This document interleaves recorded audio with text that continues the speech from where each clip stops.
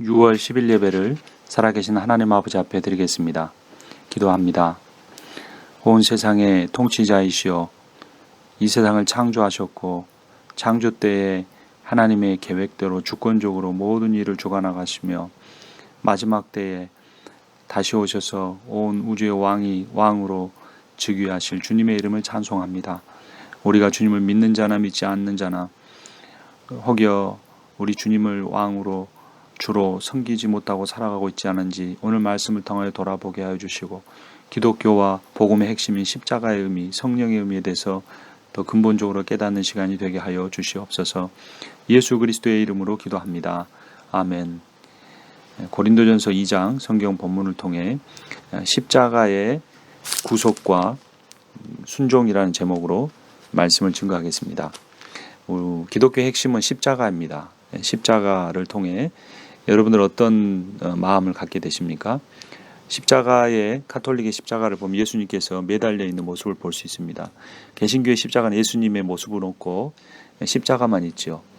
또 개신교 안에서도 보수적인 교단에서는 십자가를 강단 뒤에 세우지 않습니다. 요즘에는 이제 어떤 종교다원주의적인 영향이 있어서 교단 사이에 신학도 많이 비슷해졌지만, 보수적인 교단에서는 십자가의 형상을 달지 않습니다. 그것은 십자가를 단지 어떤 주술적으로 미신적으로 생각할 수도 있기 때문에 그렇습니다.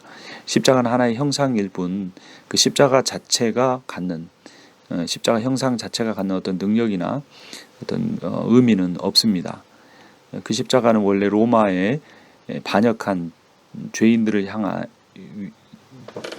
다루기 위한 아주 무서운 형틀이었습니다. 아무리 흉악범이라도 그 십자가에 달지 않았던 이유는 그 십자가가 인간의 모든 인격을 말살하고 인간이 당할 수 있는 모든 최고의 고통을 당하게 만드는 그런 것이었기 때문입니다.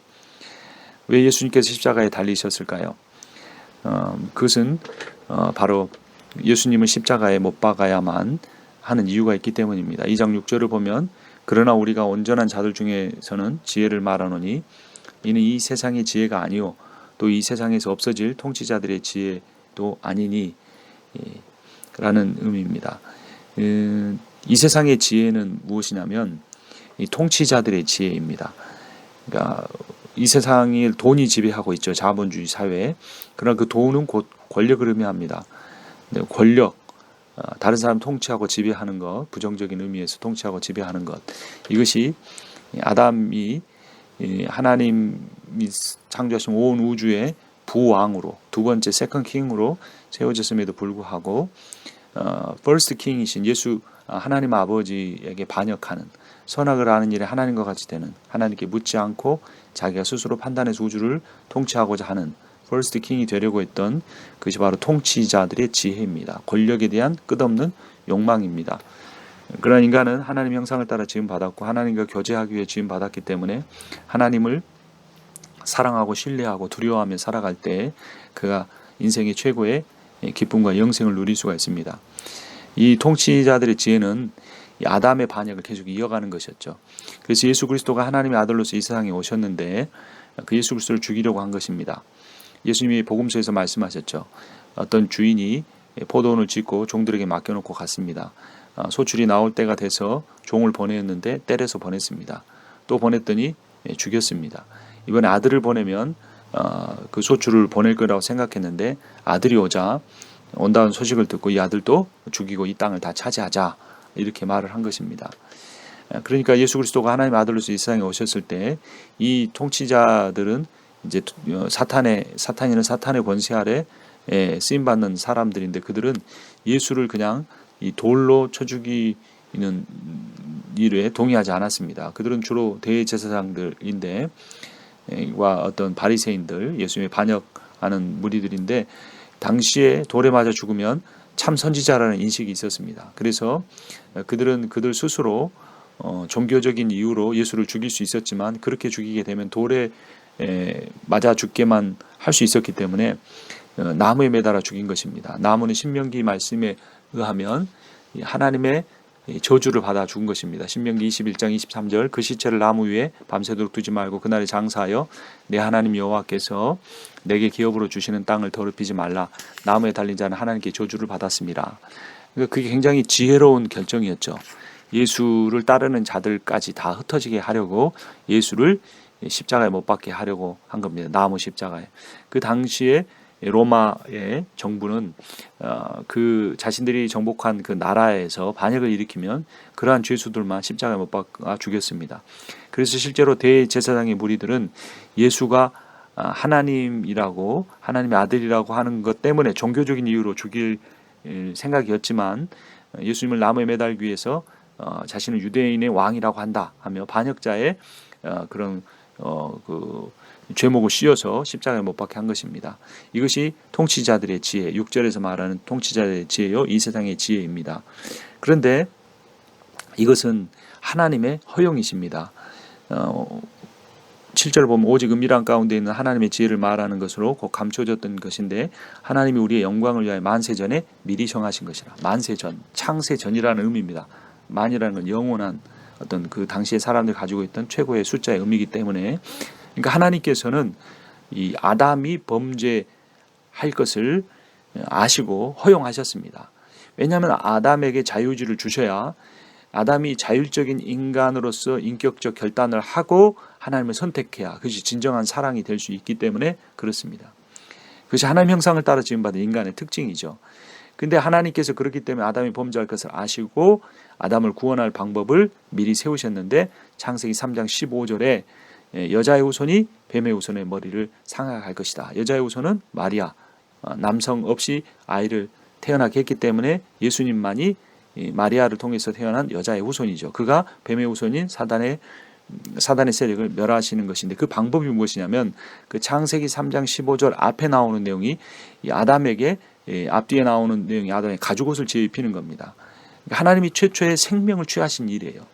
하나님이 지으신 이 동물 모든 것을 다 하나님은 존귀하게 여기셨는데 그 동물을 잡아 죽인 겁니다. 그리고 그 가죽옷을 입혀주시고 여자의 후손에 대한 이야기를 한 겁니다. 그러니까 이 여자의 후손은 뱀의 머리를 사경하는 방법이 자신의 생명을 희생할 것이다.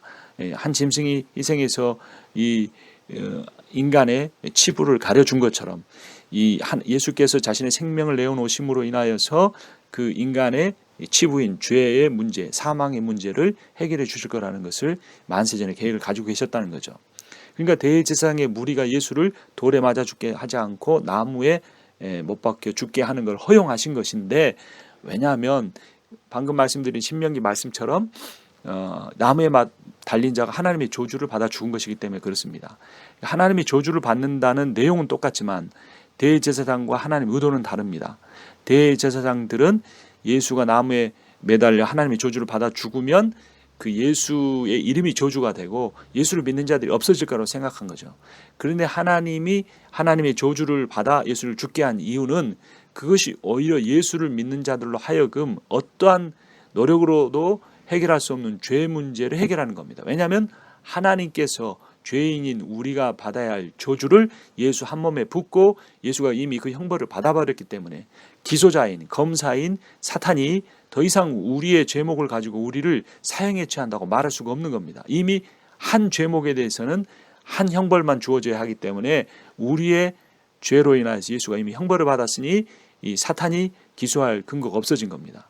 그래서 사탄이나 사탄의 그 지혜, 사람의 지혜, 5절에서 말하는 사람의 지혜에 영향을 받은 사람은 예수를 십자가에 못 박아 죽게 함으로 하나님의 저주를 받게 하면 예수와 예수를 따르는 자들이 완전히 없어질 거라 생각했는데 하나님은 그들의 지혜를 허용해 줌으로써 오히려 예수가 나무에 매달려 죽으심으로 하나님의 저주를 받아 죽으셔서 우리가 받을 저주를 다 해결하심으로 아담의 죄의 문제를 해결하고 하나님의 백성들을 구원해 하나님의 나라를 이루게 하는, 그래서 결국 사탄이 이 죄가 있어야 역사할 수 있는 사탄이 그 죄값을 치르기 위한 사망을 가지고 우리를 두렵게 하는 사탄의 역사가 설 자리가 없는 겁니다.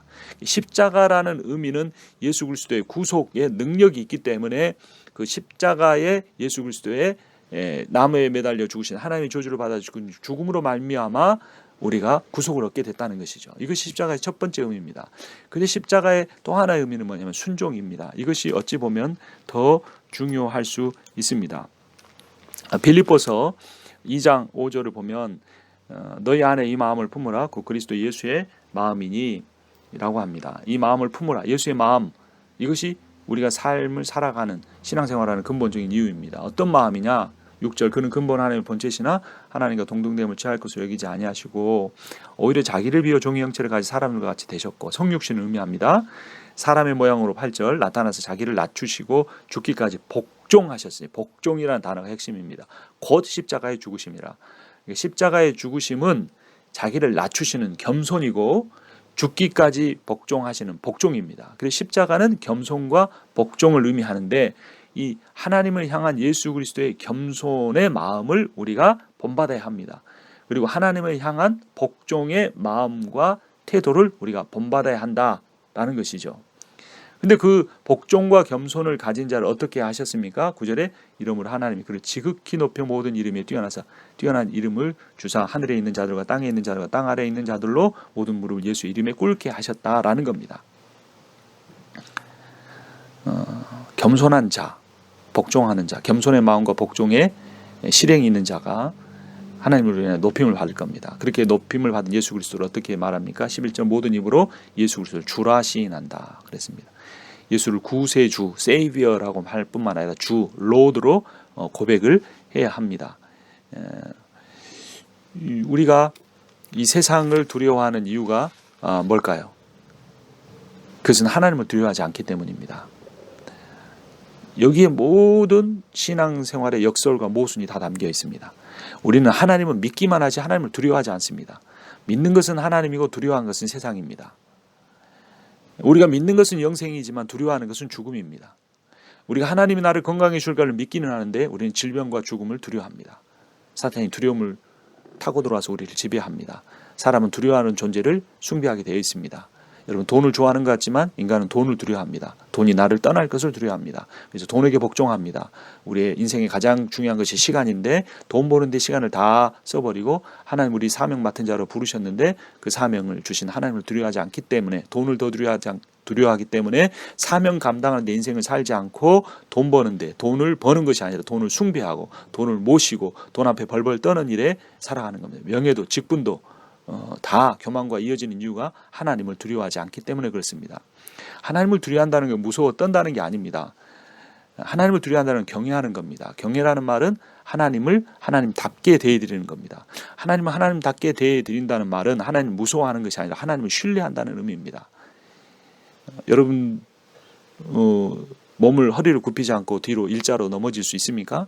누군가 나를 뒷받침 받아준다고 하더라도 대부분의 사람들은 허리를 숙이거나 무릎을 굽히거나 또는 뒷걸음질 쳐서 자기가 뒤로 넘어지는 데 그 다칠 상황을 예비하려고 합니다. 두려움이 있기 때문에 그렇습니다. 예상하는 것이 있기 때문에 그렇습니다. 우리가 세상 법칙 가운데 살아가기 때문에, 만윤력의 법칙 가운데 살아가고 치열한 총을 들고 싸우는 것보다 더 치열한 자본주의 사회에 살고 있기 때문에 우리는 두려움에 가득해서 사실은 하나님을 예비하는 것이 아니라 그 두려움을 벗어나기 위해서 주술적으로 샤머니즘적으로 하나님 앞에 매달리고 내게 이런 두려움에 예수 십자가 지는 것 같은 그런 고난이 오지 않도록 나를 복의 복으로만 인도해 달라는 의미로 신앙생활하는 경우가 많습니다. 그래서 예수 그리스도의 십자가를 주술적으로 해서 그 피가 마치 나를, 내 죄를 씻은 것처럼 생각하는, 십자가라는 그 형상이 나를 구원하는 것처럼 착각하는 겁니다. 십자가의 의미를 알아야 하는 겁니다. 그리스도의 마음을 품어야 하는 겁니다. 겸손과 복종입니다. 하나님을 신뢰하면, 하나님의 인격을 깊이 신뢰하면 내 인생에 어떤 일이 일어나더라도 두려워하지 않을 수 있습니다. 그것은 대충 살라는 의미는 아닙니다. 가계부 쓰지 말고 살라는 의미가 아닙니다. 멈들리 열심히 일해서 돈 벌고 땀 흘리고 살지 말라는 의미가 아닙니다. 우리는 노동도 하나님이 주신 복입니다. 돈을 모으는 것도 지혜로운 일입니다. 미래의 계획을 세워야 합니다. 망대를 짓는 자가 그 망대를 지을 때 얼마가 들지 계산하지 않고 그 일을 하는 자는 어리석음과 같이 예수 그리스도를 제자가 돼 따라간다는 얼마나 많은 희생을 치러야 할 것을 다 계산하고 가야 합니다. 내가 10,000불을 투자하면 하나님 나를 20,000불 주실 거라, 그런 계산이 아니고 내가 주님의 종으로서 모든 걸 헌신하고 살아갈 때, 사도 바울이 텐트 메이커로서 텐트를 지어서 팔고 그 돈을 가지고 또 선교 사역을 하고 또 모금을 해서 어려운 교회를 도와주고 또 그렇게 살았던 것처럼 기본적인 생활을 위한 어떤 노력과 지혜도 필요합니다. 그러나 그것을 더 뛰어넘을 수 있는 것은 뭐냐면, 그것이 온전히 준비되지 않았더라도 갈 수 있는 것은 뭐냐면 하나님에 대한 신뢰요. 하나님을 신뢰하는 그분의 모든 인격의 신실하심과 그분의 전능하심을 의뢰하는 것이기 때문에, 그분이 이미 행하신 일과 하고 계신 일과 앞으로 하실 일을 믿고 따르는 일이기 때문에 우리가 하나님을 신뢰한다는 것이 가장 중요하고, 그럴 때 우리는 내게 어떤 일이 일어날지라도 두려워 떨지 않고, 하나님이 내게 주시는 일이라면 심지어 내가 죽는 일이라고 할지라도 그것은 내게 가장 적합한 때요 가장 좋은 일이다. 내가 주님께로 가는 일이라면 두려워하지 않겠다는 마음을 가질 수 있는 겁니다. 무모하게 위험한 선교지로 가서 목숨 내놓고 사역해야 한다는 말이 아닙니다. 우리는 우리의 목숨도 아끼고 건강도 치유해야 되지만, 문제는 선교지에 가서 어려움 가운데 사는 사람보다 안정된 미국에 사는 사람이 죽음에 대한 두려움을 더 많이 갖고 있다는 거예요. 돈을 없이 사는 사람, 돈을 가지고 있는 사람이 더 돈하며 벌벌 떨면서 산다는 겁니다. 하나님을 신뢰하면 두려움으로도 벗어나는 것이 구원의 첫 번째 표적이요, 그것이 우리의 마음의 평안을 가져다주고 기쁨을 가져다주고 합니다. 그래서 이 십자가의 의미는 고린도전서 2장에서 말하는 이 십자가의 지혜가 참으로 중요한 내용입니다. 사도 바울은 말을 잘하지 못했다고 합니다. 2장 1절에 너희 형제들아 내가 너희에게 나아가 하나님의 증거를 전할 때 말과 지혜 아름다운 것으로 하지 아니하였나니 라고 말합니다. 사도 바울이 고린도후서 10장 10절에 보면 그들의 말이 그의 편지는, 그러니까 사도 바울이 자신을 가리키는 겁니다. 3인칭으로 나의 편지들은 무게가 있고 힘이 있으나 내가 몸으로 대할 때는 약하고 그 말도 시원하지 않다 하니. 고린도 교회 사도행전 18장 1절 11절을 보면 아덴을 떠나 고린도에 가서 1년 반을 머물렀고 그들을 그러니까 1년 6개월 동안 가르쳤지만 그렇게 아주 복음의 핵심은 가르쳤지만 삶으로 보여줬지만 말씀에는 그렇게 탁월하지 않았습니다. 특별히 나중에 아볼로가 온 뒤로는 비교가 된 거죠. 사도행전 18장 14절 보면 알렉산드에서 온 아볼로라는 유대인이 에베소에 이르니 이 사람은 언변이 좋고 성경에 능통한 자라, 비교가 된 겁니다. 그래서 바울파, 아볼로파, 또 그리스도파까지, 베드로파까지 생긴 거죠. 그러니까 그 당시에 이 고린도 교회에는 수사학이 발달하고 웅변이 중요하게 여겨져서 말을 잘해야 그게 참 지혜다라고 착각을 했는데, 바울은 2절에 고린도전서 2장 2절에 내가 너희 중에 예수 그리스도와 그의 십자가에 못 박히신 것 외에는 아무것도 알지 아니하기를 작정하였습니다. 내가 너희 가운데 거할 때 약하고 두려워하고 심히 떨었노라. 내 말과 내 전도함이 설득력인 지혜의 말로 하지 아니하고 다만 성령이 나타나신 것 능력으로 하여 너희 믿음이 사람의 지혜에 있지 아니하고 다만 하나님의 능력에 있게 하려 함이라. 이 말의 지혜는 사람의 지혜고 4절의 지혜의 말이 5절의 사람의 지혜입니다. 그런데 4절의 성령이 나타나신 것 능력은 5절의 하나님의 능력입니다. 이 하나님의 능력은 13절에 우리가 이것을 말하거니와 사람의 지혜가 가르친 말로 하지 아니하고 오직 성령께서 가르치신 것으로 하니 영적인 일은 영적인 것으로 분별하니라. 영적인 일이라는 것은 성령의 일이라고 번역해야 합니다. 성령의 것으로 분별한다라는 거죠. 그러니까 예수 그리스도를 이 겸손한 복종의 십자가로 이끄신 분이 성령이십니다. 예수님이 요단강에 세례받고 성령이 비둘기같이 임하셔서 성령이 예수를 이끌고 광야로 가서 마귀에게 시험을 겪을 수 있는 곳으로 인도하신 거죠. 성령 예수가 함께 하시며 지혜와 능력을 하나님 삼위일체 하나님이 동역하며 그것을 베풀어 주셔서 사탄의 시험을 다 이겼죠.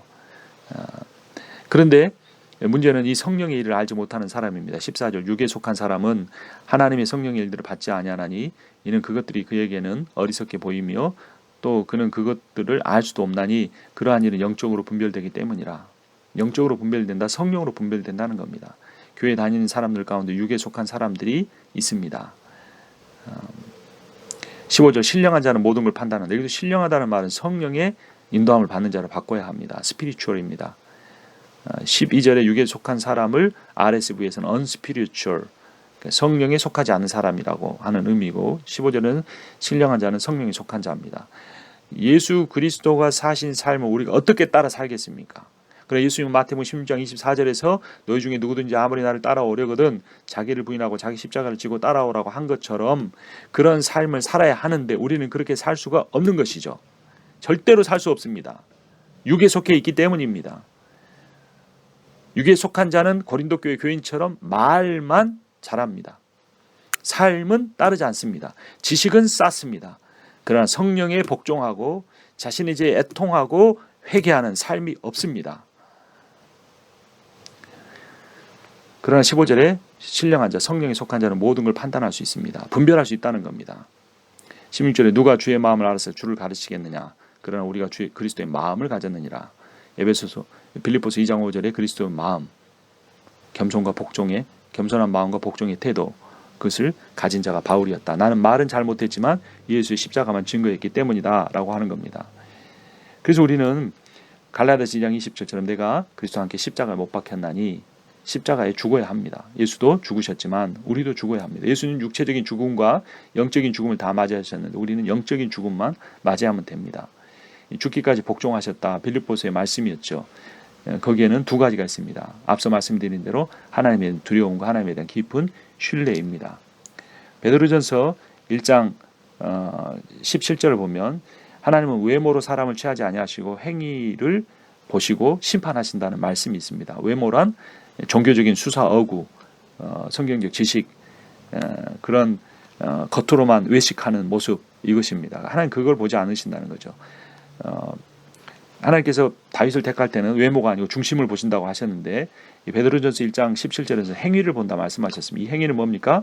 마태복음 7장 20절에 열매로 알리라 라고 말씀하신 뒤에 이어지는 21절에서 아버지의 뜻대로 행하는 자라야 라는 겁니다.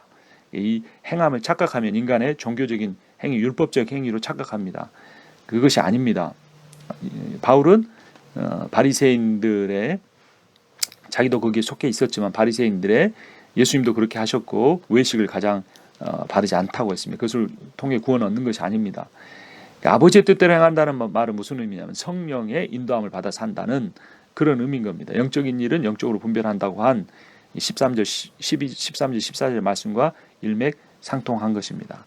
그래서 이 베드로전서 1장 17절의 행위는 열매를 의미하고 그 열매는 갈라디아서 5장 20절 이하의 성령의 열매, 사랑과 희락과 화평, 충성, 온유, 졸제, 오래 참은, 자비, 양성과 같은 예수의 인격을 닮은 삶입니다. 그것은 두 가지로 요약을 하면 겸손과 온유, 그것은 모두 다 총칭하는 것은 사랑입니다.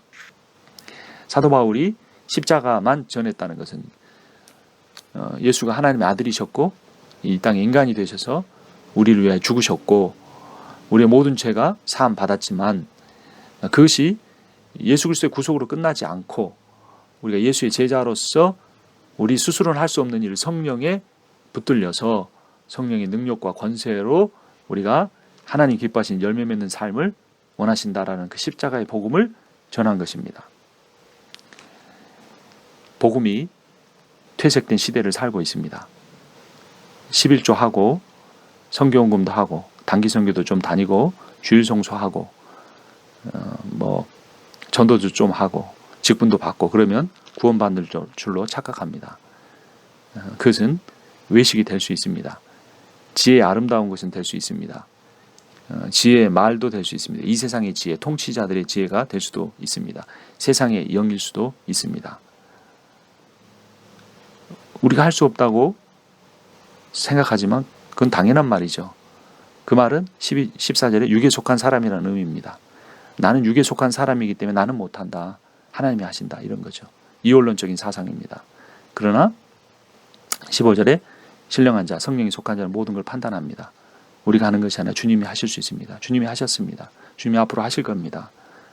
하나님의 영에 붙잡힐 때 우리가 죄와 사망의 법에서 벗어나 생명의 성령의 법으로 인도함 받을 때 우리는 이전에 할 수 없었던 걸 할 수 있습니다. 집을 다 팔고 선교지로 갈 수도 있고 아무것도 보장이 안 되는 또 최소한의 것만 보장되는 그런 상황 가운데서 주님의 복음을 위해서 헌신하는 삶을 살 수도 있습니다. 그러나 우리는 성령께 우리의 것들을 맡기지 않습니다. 계산합니다. 재봅니다.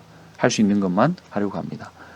예수님을 찾아왔으나 예수님의 말씀에 실족하고 떠난 부자 청년과 같은 사람이 현대교회의 99%로 정도 될 수 있습니다. 그는 재물이 많은 거로 근심하며 주님을 떠났습니다. 어떤 사람은 지식이 너무나 많아 주님을 제자로서 살지 못하고 팬으로만 예수님께 열광하는 종교적인 팬으로만 살다가 인생을 마칩니다. 그 인생 이후에 구원이 있을지 없을지는 아무도 모릅니다. 성령만이 아실 겁니다. 십자가의 의미를 다시 한번 깨달아야 합니다. 십자가는 구속의 죄사함의 의미만 갖는 것이 아니라 십자가는 겸손과 복종을 의미하고 그 겸손과 복종은 내 노력으로 되는 것이 아니라 거듭난 사람에게 거듭나게 하시고 거듭난 사람 안에 거하시는 성령의 역사로는 가능한 것입니다. 그래서 사도 바울이 로마서 7장 31절에서 자신을 사망의 몸에 속한 자라 말하고 8장 1절로 가서 생명의 성령의 법이 죄와 사망의 자신을 구원해냈다라고 말한 것입니다. 십자가에 내가 죽으려는 각오가 있을 때 성령이 내 안에 충만히 역사하시며 이제는 할 수 없었던 일에 대해 헌신하고 예수의 복음을 썩어진 종교의 교리로 어떤 온갖 그 지혜의 말, 사람의 말로 다 가려놓고 그 속에서 물질과 어떤 인간적인 그러한 외형과 사람의 수와 재정과 규모와 그런 것들을 하나님의 나라라고 말하고 있는 이 세상에 대해 코로나 바이러스가 뒤덮고 있습니다. 이 세상의 경제가 어려워지는 것도 우리가 염려해야 되지만 우리는 또 교회가 약해지는 걸 염려하지만 그런 것이 우리의 두려워할 대상이 아닙니다. 하나님께서 믿는 자들이 세상과 결탁할 때 창세기 6장에서 노아의 홍수로 세상을 심판하신 것처럼 이 교회가 세상과 완전히 결탁할 때 이 세상을 심판하시러 다시 오실 겁니다. 우리는 그 마지막 때를 살고 있습니다. 두려워할 것은 코로나 바이러스가 아니요 살아계신 하나님이십니다. 우리가 두려워해야 될 것은 물질이 아닙니다. 실패도 아닙니다. 우리가 두려워할 분은 오직 하나님이시고 하나님을 두려워한다는 것은 경외하는 것입니다. 신뢰하는 것입니다. 그 십자가의 의미를 다시 한번 오늘 깊이 묵상하시고 그것이 깨달아질 때까지 기도하시기를 권면합니다. 기도합니다. 하나님 아버지, 예수의 복음의 핵심인 십자가 그 의미를 다시 한번 성령과 연결해 우리가 살펴보았습니다. 성령의 인도함으로 능력으로 열매 맺는 삶을 순종하는 삶을 살게 해 주시옵소서.